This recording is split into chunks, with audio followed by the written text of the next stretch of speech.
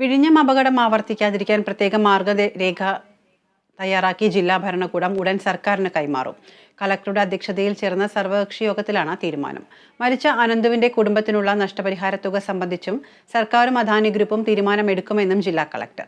അതേസമയം വിഷയം ഒതുക്കി തീർക്കാനാണ് ശ്രമമെന്നാരോപിച്ച് കോൺഗ്രസ് ഇറങ്ങിപ്പോയി. വിഴിഞ്ഞം തുറമുഖ നിർമ്മാണത്തിനായുള്ള സാമഗ്രികൾ കൊണ്ടുപോകുമ്പോൾ ഇനി മുതൽ കർശന പരിശോധന നടത്താനാണ് തീരുമാനം. പോലീസും എക്സൈസും മോട്ടോർ വാഹന വകുപ്പും സംയുക്തമായാണ് പരിശോധന ശക്തമാക്കുക. അമിതഭാരവും അമിത വേഗവും നിയന്ത്രിക്കും. 2 ദിവസത്തിനകം ഇതിനുള്ള മാർഗരേഖ തയ്യാറാക്കുമെന്ന് ജില്ലാ കളക്ടർ ജെറോമിക് ജോർജ് വ്യക്തമാക്കി.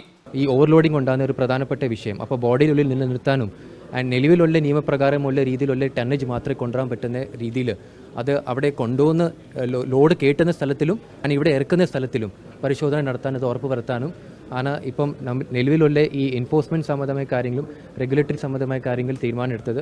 അതിന് ഇനി ഇതിനുള്ള കൃത്യമായ ഉള്ള ഒരു മാർഗരേഖ അത് എന്താണ് പോലീസും ആൻഡ് ജില്ലാ ഭരണകൂടം കൂടെ ആലോചിച്ചിട്ട് ഒന്നിച്ച് തന്നെ വിത്തിൻ 2 ദിവസത്തിൽ തന്നെ അത് ഇറക്കും. ടിപ്പർ അപകടത്തിൽ മരിച്ച BDS വിദ്യാർത്ഥി അനന്തുവിന്റെ കുടുംബത്തിന് 1 കോടി രൂപ നഷ്ടപരിഹാരം നൽകണമെന്ന് യോഗത്തിൽ ജനപ്രതിനിധികൾ ആവശ്യപ്പെട്ടു. എന്നാൽ കൃത്യമായ മറുപടി നൽകാൻ സർക്കാർ തയ്യാറായില്ല. തുടർന്ന് വിൻസെന്റ് MLA അടക്കമുള്ള കോൺഗ്രസ് പ്രതിനിധികൾ യോഗം ബഹിഷ്കരിച്ചു.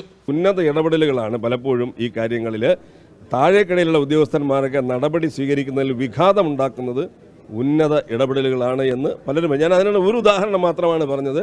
അത് കഴക്കൂട്ടത്ത് ഈ വിഴിഞ്ഞം തുറമുഖത്തിലേക്ക് വന്ന ഒരു ടിപ്പർ ലോറി പിടിച്ച് കേസാക്കിയ 2 ഉദ്യോഗസ്ഥന്മാരെ 1 മാസത്തേക്ക് ഒരു പണിഷ്മെന്റ് എന്നുള്ള നിലയിൽ കമ്മീഷൻ ഓഫീസിൽ കൊണ്ടുപോയി ജോലി ചെയ്യിപ്പിക്കുന്ന സ്ഥിതിവിശേഷം ഉണ്ടായി. അതേസമയം നഷ്ടപരിഹാരം അടക്കമുള്ള വിഷയങ്ങളിൽ തീരുമാനമാകാതെ ടിപ്പർ ലോറികളെ നിർമ്മാണ സ്ഥലത്തേക്ക് ലോഡുമായി കയറ്റിവിടില്ലെന്നാണ് പ്രതിഷേധക്കാരുടെ തീരുമാനം. അല്ല, നഷ്ടപരിഹാരം അദാനി എത്ര കൊടുക്കുമെന്നോ ആ കുടുംബത്തിന് ജോലി കൊടുക്കുമെന്ന് പ്രിസൈസ് ആയിട്ടുള്ള ഒരു ഔട്ട്കം ഈ യോഗത്തിൽ ഉണ്ടായിട്ടില്ല.